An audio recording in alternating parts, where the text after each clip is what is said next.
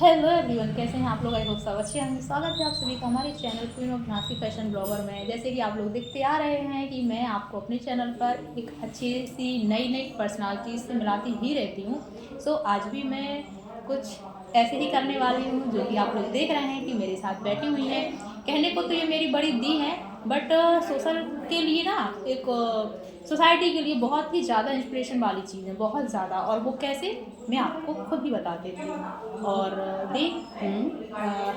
पहले तो आप लोग हाय हेलो कर लीजिए, क्योंकि आपको हमारी जो जनता है ना, अभी फ़िलहाल में थोड़े से कम सब्सक्राइबर हैं, बट जितने भी हैं बहुत अच्छे हैं। सो वो आपको सुनने वाले हैं।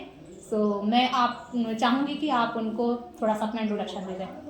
हेलो फ्रेंड्स, मेरा नाम नेहा है और मैं सेल्फ इंडिपेंडेंट वुमेन मैं बिलीव करती हूँ। चाहे आपकी शादी हो या ना हो, बट अगर आप अपने पैर पे खड़े हो, चाहे वो वुमेन हो चाहे मैन हो, तो ये आप में अपने आप में एक सेल्फ कॉन्फिडेंस लाता है। ठीक है, बाकी की चर्चा हम इंटरव्यू के दौरान करेंगे, बट अभी मेरा इंट्रोडक्शन इतना ही है। Myself Neha and I am a self independent women.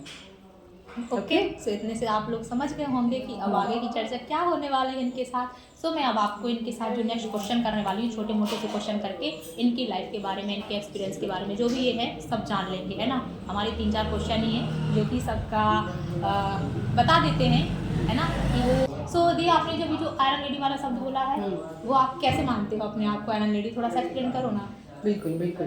क्या है ना, एज अ ह्यूमन हमारी एक टेंडेंसी होती है, हम कहीं ना कहीं इमोशनली बहुत वीक होते हैं। ठीक है, चाहे वो आपका घर का इशू हो, चाहे आपका बाहर जॉब का इशू हो, चाहे आपकी पढ़ाई को हो, चाहे शादी को हो, एसेट्रा एसेट्रा।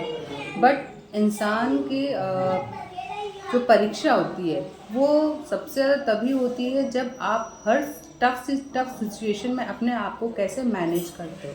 क्योंकि मैंने देखा है कई लोग स्ट्रगलिंग टाइम इतने ज़्यादा डिप्रेशन में चले जाते हैं, इतने ज़्यादा स्ट्रेसफुल हो जाते हैं कि वो अपने आप को सुसाइड करने तक के बारे में सोचने लगते हैं। तो मेरा मानना है कि हम वो पॉइंट ना सोचते हुए, जब भी टफ से टफ सिचुएशन आए, अपने आप को एक कसौटी के तौर पे खड़े उठो। बिल्कुल। आई मीन कि आप अपने आप को प्रूव करने की कोशिश करो कि अब मैं क्या कर सकता हूँ, अब मैं क्या कर सकती हूँ। अभी ये सिचुएशन आई है, चाहे वो शादी में हो, चाहे पढ़ाई में हो, चाहे आपके करियर में हो, किसी भी चीज़ में हो, हार नहीं मानना है। हार माना समझो आपने सब कुछ खो दिया, बिल्कुल सही रिलेशन कहा। खो दिया, रिश्ते खो दिए, है ना। आपने अपने दोस्त खो दिए, आप अपने आप को खो देते हो। First of all, most important, you lost your self, what you really exist. वो चीज़ आइडेंटिटी नहीं दिखती किसी को। अगर आपको प्रूफ करना ही है खुद को, तो मेरा मानना है उस चीज़ के लिए यू शुड बी इंडिपेंडेंट। आप किसी के भरोसे मत रहो। अब तो बहुत अच्छे अच्छे ऑप्शंस आ गए करियर में। पहले तो एक नौकरी हुआ करती थी, ठीक है, या गांव में हुआ तो छोटी मोटी खेती होती थी, तो लोग बाग वही करके अपना काम चला लेते थे। बट अभी हमारे पास इतनी अच्छी अच्छी स्कीम्स आई हैं, लाइक अगर आपको जॉब नहीं करना है तो बिज़नेस के भी बहुत अच्छे अपॉर्चुनिटीज़ हैं, प्लेटफॉर्म है। कुछ नहीं तो कुछ से ही मरने से तो अच्छा है कि आप अपने आप को एक सेल्फ स्टैब्लिश पर्सन बनाओ। भले ही बड़े लेवल पे नहीं, बट छोटे लेवल पे, स्मॉल स्केल पे सही, बट आप अपने आप को प्रूव खुद का करो। तो है ना। खुद और का क्या। है, एग्जैक्टली।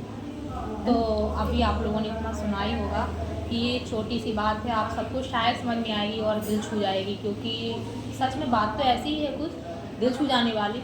और मैं एक दूसरा क्वेश्चन जो करने वाली हूँ जिसे वो करूँगी कि आपने अभी जो बोला है सेल्फ डिपेंड का, ये सबसे बड़ा मुद्दा है हम लेडीज़ के लिए, खास करके गर्ल्स के लिए, क्योंकि उनके लिए एक सबसे ज़्यादा जो फर्स्ट प्रायोरिटी होती है ना, वो उनकी शादी होती है।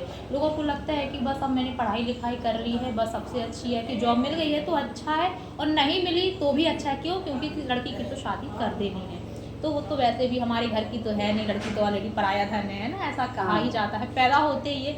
तो मैं देखो अब जो क्वेश्चन करने वाली हूँ वो ये करने वाली हूँ कि क्या दी, आपको नहीं लगता है कि शादी सब कुछ है या नहीं कुछ है, या नहीं करने से हमारी लाइफ बहुत अच्छी चलेगी और हम खुश रहेंगे? क्या लगता है इस बारे में? देखो, शादी it's a part of life. Hmm, जैसे कि जीने के लिए खाना ज़रूरी है, जीने के लिए एजुकेशन ज़रूरी बिल्कुल। है ना। ऐसे ही आप अपने जनरेशन को बढ़ाने के लिए शादी ज़रूरी है। This is the main motive of the शादी। मैरिज हम क्यों करते हैं? ताकि हमारी नेक्स्ट जनरेशन डेवलप हो। बट अनफॉर्चुनेटली आजकल ऑप्शंस इतने ज़्यादा क्रिएट हो गए हैं शादी को लेके कि कहीं आप यू कांट से कि लड़का गलत है या लड़की गलत है। हमको वो चीज़ नहीं मिलती ड्यू टू हमारे एक, जब हम एजुकेटेड लेवल पे अब पहुंच जाते हैं और हमको लगता है कि नहीं we deserve a good option, in that case हमको डिफ़िकल्टीज आती है शादी में। और जो आज के दौर में आप नोटिस करेंगे सबके साथ हर घर में हो रहा है, कहीं भी मैचिंग की शादी नहीं हो रही है बहुत रेयर हो रही है। ठीक है ना, सबको अपने मनपसंद के पार्टनर नहीं मिलते हैं और हर चीज़ नहीं मिलती, you have to be compromise. तो यही रीज़न है कि शादी इतना ज़रूरी लेकिन नहीं चलना चाहिए। मैं हर पेरेंट्स से कहूँगी ये बात कि अगर शादी नहीं होती, चाहे वो बेटी हो चाहे बेटा हो, उस चीज़ के लिए गम या दुखी ना मनाएं। सबसे ज़्यादा ये ज़रूरी है कि वो अपने पैरों पे खड़ा रहे, ताकि कल के दिन आपके बुढ़ापे का प्लस आपकी सोसाइटी का, आपके लोगों का, इन सब का वो इतना केपेबल इनफ हो कि वो खुद का भी रखे ख्याल और औरों की भी हेल्प कर सके। तो हमको ऐसा इंसान बनाने में ज़्यादा अपना महत्वपूर्ण योगदान देना चाहिए। शादी इतना बड़ा इशू नहीं है, it's just a part of a life, है ना।